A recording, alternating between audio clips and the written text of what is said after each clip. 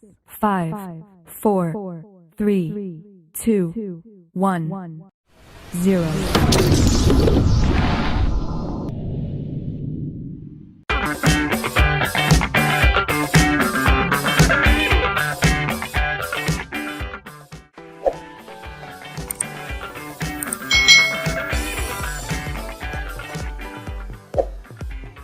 Hai hai hai, selamat datang di channel YouTube Kak Citra. Apa kabar adik-adik semuanya? Kak Citra berharap kalian dalam keadaan yang baik, sehat, dan siap untuk belajar ya. Hari ini kita akan belajar bersama-sama untuk mata pelajaran tematik kelas 4 nih, di tema 7, indahnya keragaman di negeriku. Subtema 2, indahnya persatuan dan kesatuan negeriku, pembelajaran yang keempat. Mari adik-adik kita belajar dengan penuh semangat ya. Pada pembelajaran 3, kita telah mengetahui 4 macam aktivitas ekonomi. Mari kita lanjutkan macam-macam aktivitas ekonomi yang ada di Indonesia adik-adik. Di sini ada keragaman ekonomi di Indonesia. Pada pembelajaran 3 telah dijelaskan bahwa kondisi wilayah Indonesia itu mengakibatkan keragaman aktivitas ekonomi penduduk. Adik-adik telah mengetahui 4 macam aktivitas ekonomi, yaitu di bidang pertanian, peternakan, perikanan, dan kehutanan. Nah, selain 4 jenis tersebut, masih ada jenis aktivitas ekonomi sebagai berikut ini. Yang pertama adalah aktivitas ekonomi di bidang pertambangan adik-adik. Kekayaan alam di Indonesia juga terkandung di perut bumi, yaitu berupa barang tambang. Di wilayah Indonesia terdapat barang tambang minyak dan gas atau disingkat migas, serta barang tambang non-migas. Contoh barang tambang non-migas itu adalah emas, perak, tembaga, batu bara, biji besi, nikel, aluminium, intan, pasir besi, dan bauksit.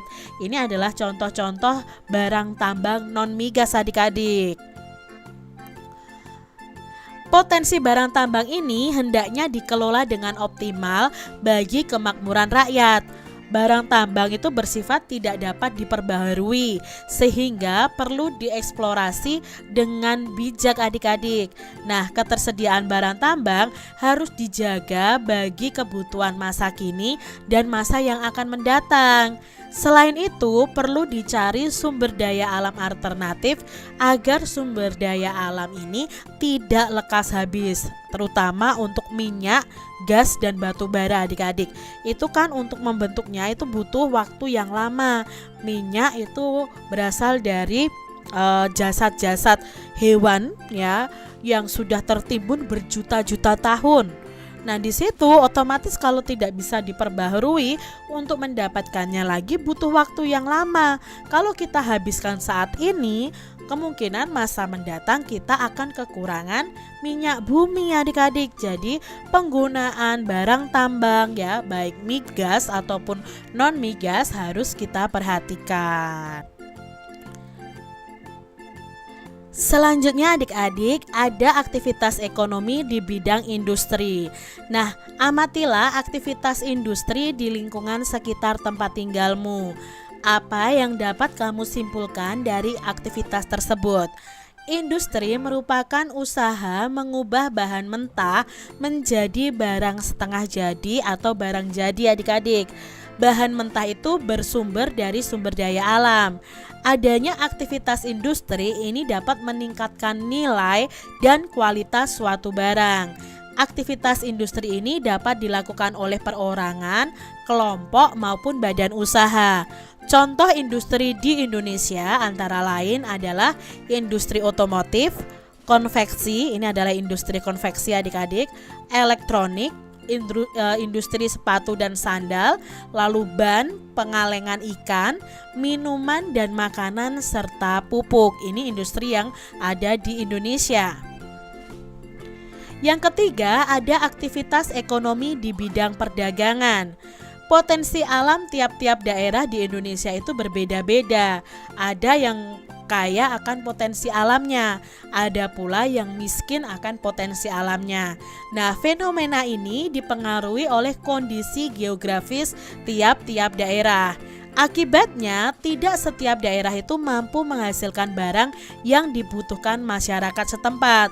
Untuk mengatasi masalah ini, berkembang aktivitas perdagangan. Nah, aktivitas ini dilakukan masyarakat untuk menyalurkan barang atau jasa dari produsen ke konsumen. Nah, barang dagangan itu dapat berupa hasil pertanian, hasil peternakan, perikanan, hasil hutan, dan barang industri. Nah, aktivitas ekonomi di bidang perdagangan ini biasanya akan kita jumpai di pasar nih adik-adik. Aktivitas perdagangan bisa dilakukan tanpa perantara maupun dengan perantara. Produsen dapat langsung menjual atau menyalurkan barang atau jasanya kepada konsumen. Jika ada perantara, produsen menggunakan perantara untuk menyalurkan barang atau jasanya kepada konsumen. Contoh perantara dalam perdagangan itu adalah pedagang besar atau grosir, agen, dan pedagang eceran. Pada perkembangannya, aktivitas perdagangan juga melibatkan masyarakat luar negeri loh. Kegiatan perdagangan antar negara ini dikenal dengan istilah ekspor dan impor. Itu aktivitas ekonomi di bidang perdagangan. Kita lihat selanjutnya adik-adik. Aktivitas ekonomi di bidang jasa. Nah, sebagai negara kepulauan, wilayah Indonesia ini dihubungkan oleh selat dan laut. Ya, untuk menjangkau antar pulau dibutuhkan sarana transportasi. Di Indonesia, sarana transportasi ini meliputi transportasi darat, udara, dan laut. Tidak hanya itu, untuk menjalin komunikasi juga diperlukan sarana komunikasi. Nah, kedua sarana ini menunjukkan aktivitas ekonomi masyarakat di bidang jasa. Aktivitas jasa merupakan kegiatan layanan kepada masyarakat dalam rangka memenuhi kebutuhan hidupnya. Aktivitas jasa lainnya antara lain jasa perbankan dan keuangan, jasa kesehatan, jasa pendidikan, jasa konsultasi hukum, jasa pariwisata, dan jasa lainnya. Berkembangnya aktivitas jasa ini memunculkan beragam jenis pekerjaan di bidang jasa. Nah, ini adalah contoh jenis pekerjaan di bidang jasa adik-adik. Misalnya ya, di sini laundry, dokter, polisi, tentara, mekanik, pemadam kebakaran, guru, pengasuh. Ini adalah pekerjaan di bidang jasa. Adik-adik, apa informasi penting dari teks keragaman ekonomi di Indonesia tadi? Nah, informasi penting yang kita dapatkan dari teks tadi yang pertama adalah selain aktivitas ekonomi di bidang pertanian, peternakan, perikanan, dan kehutanan, juga terdapat aktivitas ekonomi di bidang pertambangan, industri, perdagangan, dan jasa. Yang kedua, aktivitas ekonomi di bidang pertambangan itu menyangkut pengolahan kekayaan alam yang ada di perut bumi, seperti pengolahan minyak bumi, gas alam, emas, timah, intan, tembaga, ya, biji besi, bauksit, dan sebagainya. Lalu yang ketiga, aktivitas ekonomi di bidang industri itu menyangkut tentang cara pengolahan dari bahan mentah menjadi barang ekonomis yang memiliki jual yang lebih. Sebagai contoh, kulit sapi yang menjadi tas, kotoran ternak yang menjadi pupuk, ikan yang menjadi ikan kalengan. Itu aktivitas ekonomi di bidang industri. Lalu ada aktivitas ekonomi di bidang perdagangan yang menyangkut kegiatan jual beli antara produsen, distributor, dan konsumen. Perdagangan ini dapat berupa jual beli di bidang pertanian, industri, perikanan, hutan, dan sebagainya. Selain itu, perdagangan itu dapat dilakukan dengan cara ekspor dan impor. Lalu informasi penting yang kelima adalah aktivitas ekonomi di bidang jasa itu menyangkut kegiatan pelayanan untuk memenuhi kebutuhan manusia. Contohnya seperti pemenuhan sarana transportasi, kesehatan, jasa pariwisata, perbankan, keuangan, pendidikan, dan lain sebagainya. Itu informasi penting yang kita bisa ambil dari teks keragaman ekonomi di Indonesia. Adik-adik, nah sekarang bersama teman-teman sekelasmu, kalian bisa loh mengidentifikasi aktivitas ekonomi yang dilakukan oleh setiap keluarga dari seluruh siswa di kelas kalian. Sajikan hasilnya dalam bentuk tabel nanti seperti di bawah ini. Dalam melakukan kegiatan ini, ingatlah untuk bersikap toleransi atas perbedaan di antara teman-teman sekelasmu. Jangan sampai mengejek teman atas ekonomi yang dilakukan keluarganya. Sebaliknya, jangan juga sombong nih, atau malah rendah diri atas aktivitas ekonomi dalam keluarga kalian sendiri. Setiap orang itu membutuhkan orang lain untuk memenuhi kebutuhan hidupnya. Nah, kalian bisa tuliskan dalam bentuk tabel seperti ini. Misalnya keluarga yang melakukan jenis aktivitas pertanian siapa saja, banyaknya berapa dalam satu kelas. Lalu yang menjadi pedagang berarti jenis aktivitas ekonominya dalam bidang perdagangan ada berapa orang. Kalian bisa bertanya kepada teman-teman kalian. Nah, setiap daerah dalam wilayah Indonesia itu mempunyai adat istiadat dan budaya daerah yang khas. Setiap warga masyarakat termasuk kita hendaknya bisa menunjukkan sikap toleransi terhadap keragaman dalam masyarakat. Sikap toleransi dalam masyarakat akan mewujudkan kehidupan yang damai. Bagaimanakah bentuk tindakan toleransi terhadap keragaman? Mari kita pelajari bersama-sama. Sikap toleransi terhadap keragaman. Toleransi itu berasal dari bahasa Latin adik-adik. Bahasanya adalah tolerare ya, yang artinya dengan sabar membiarkan sesuatu.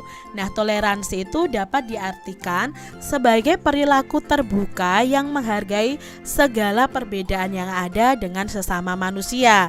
Bersikap toleransi berarti bersikap sabar, menahan diri, serta menghargai dan berhati lapang terhadap orang-orang yang memiliki perbedaan pendapat. Berikut bentuk sikap toleransi terhadap keragaman suku, budaya, agama, ras, dan gender. Yang pertama, adik-adik, kita akan belajar tentang toleransi dalam keragaman agama.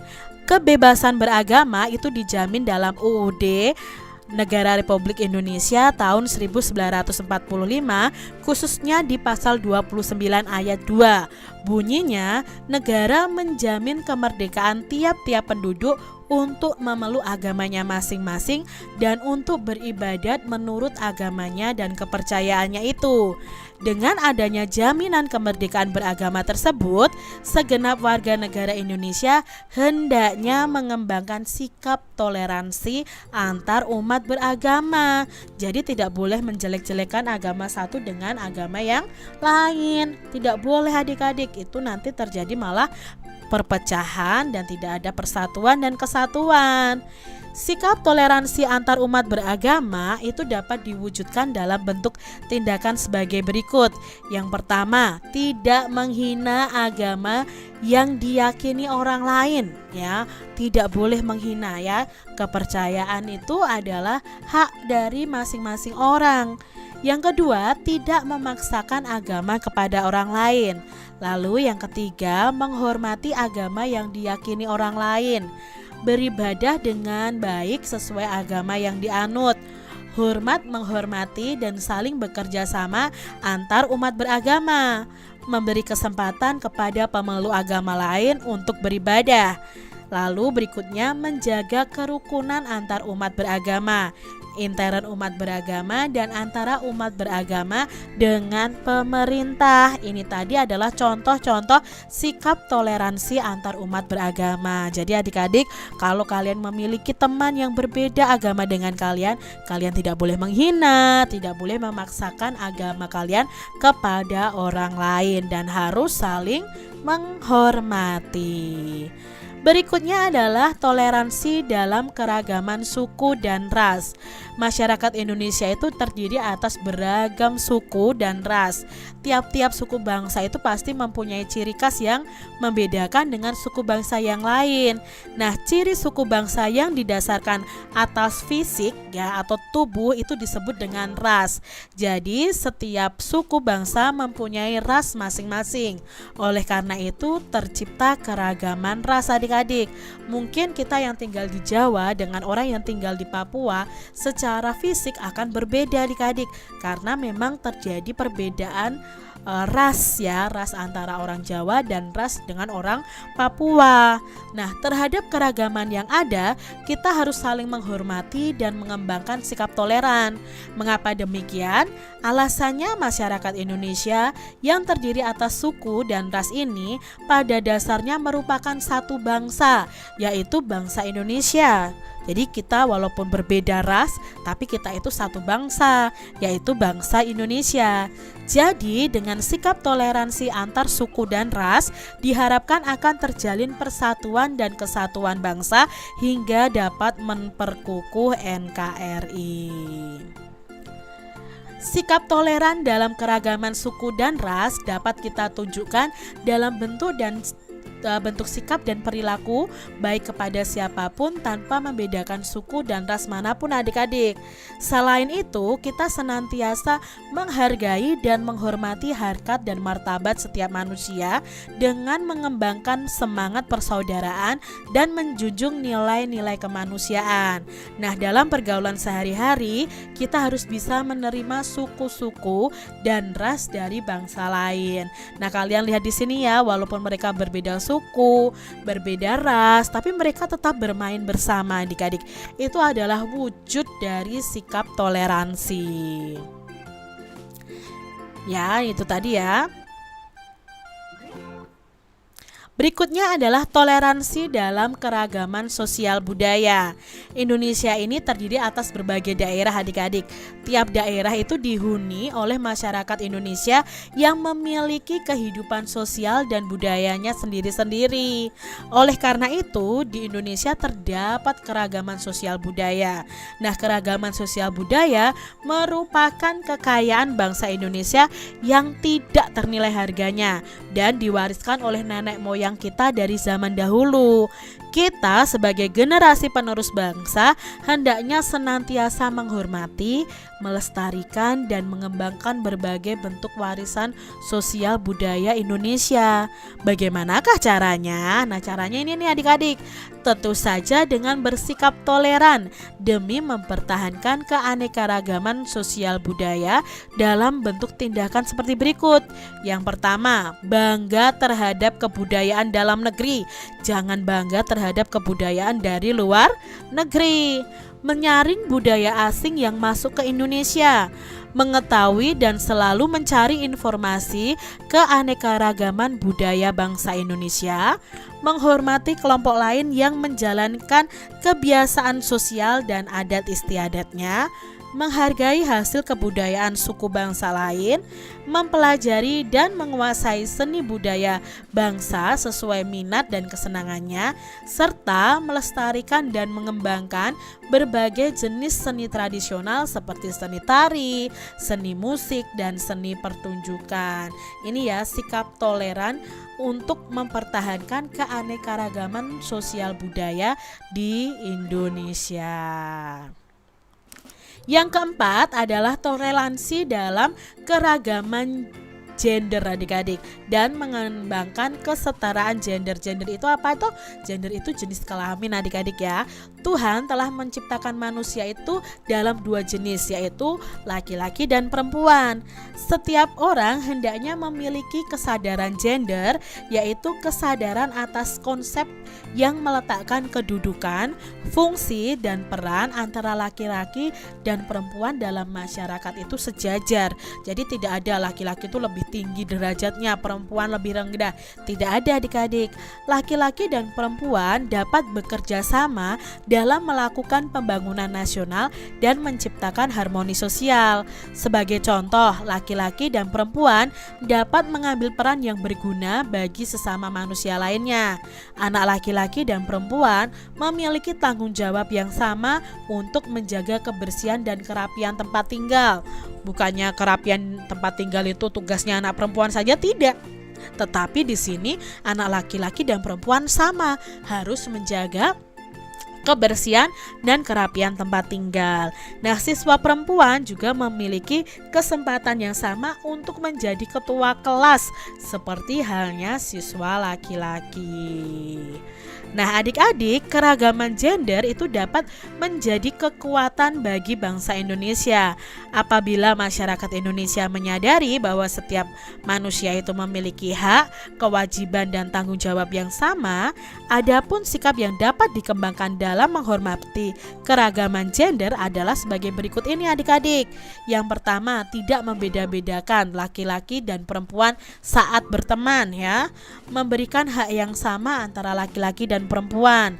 Lalu tolong menolong tanpa membedakan jenis kelamin.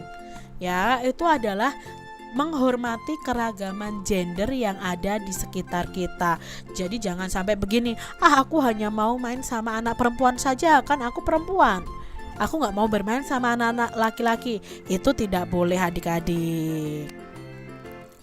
Adik-adik, apa informasi baru yang kamu dapatkan dari bacaan sikap toleransi terhadap keragaman tadi? Banyak ya informasi baru, ini Kak Citra hanya sebutkan beberapa contohnya saja. Toleransi itu dapat diartikan sebagai perilaku terbuka yang menghargai segala perbedaan yang ada dengan sesama manusia. Kita harus menghargai keragaman agama, suku, dan ras, lalu sosial budaya, serta keragaman gender. Dengan adanya sikap toleransi terhadap agama, suku, ras, sosial budaya, serta keragaman gender, diharapkan akan terjalin persatuan dan kesatuan bangsa sehingga bisa memperkukuh NKRI. Demikian tadi adik-adik pembahasan kita di tema 7, subtema 3, pembelajaran yang keempat. Semoga video pembelajaran ini bermanfaat untuk adik-adik semuanya, dan sampai jumpa lagi di video pembelajaran Kak Citra selanjutnya. Tuhan memberkati. Jangan lupa tekan tombol subscribe, lalu tekan loncengnya, tekan juga tombol like, lalu share ke media sosial kalian. Jangan lupa untuk ikuti media sosial Kak Citra. Terima kasih.